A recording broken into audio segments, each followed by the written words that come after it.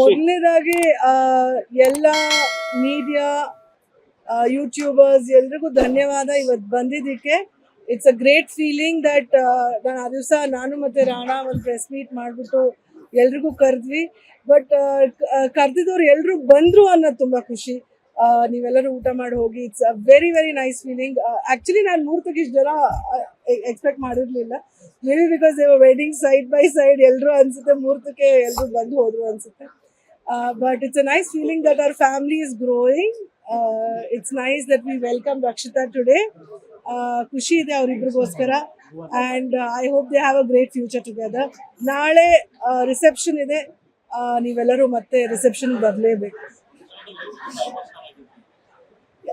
ಅಂದರೆ it's a great feeling. ನಾನು ಹೇಳ್ದಂಗೆ I think more than anything else ನನಗೆ ಅವನು ತುಂಬ ನಡುಕ್ತಾ ಇದ್ದ, ಅವನು ಅಷ್ಟು ಹೆದರೋಗ್ಬಿಟ್ಟಿದ್ದ ಅವನು. But I think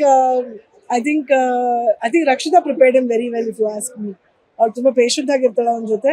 so it's a great feeling that two people who understand each other so well, ಅವರಿಬ್ರು ಒಂದು ಜೀವನ ಮುಂದೆ ಚೆನ್ನಾಗಿ ಸಾಕ್ತಾರೆ ಅಂತ.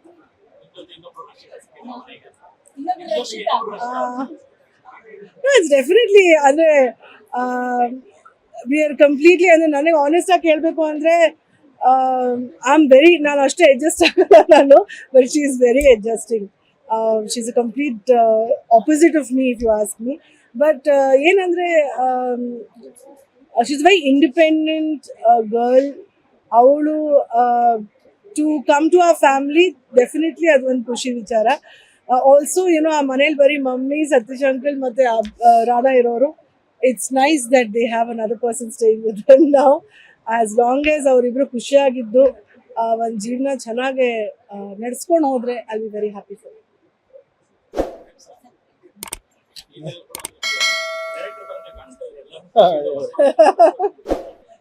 ಲೇಟೆಸ್ಟ್ ಹಾಗೂ ಇಂಟ್ರೆಸ್ಟಿಂಗ್ ಸುದ್ದಿಗಳಿಗಾಗಿ ಬಾಸ್ ಟಿವಿ ಕನ್ನಡ ಚಾನೆಲ್ನ ಸಬ್ಸ್ಕ್ರೈಬ್ ಮಾಡಿ. ಹಾಗೆಯೇ ಬೆಲ್ ಐಕಾನ್ ಪ್ರೆಸ್ ಮಾಡಿ. ಇದರ ಜೊತೆಗೆ ಫೇಸ್ಬುಕ್, ಇನ್ಸ್ಟಾಗ್ರಾಮ್, ಎಕ್ಸ್ನಲ್ಲೂ ಮಿಸ್ ಮಾಡದೆ ಫಾಲೋ ಮಾಡಿ.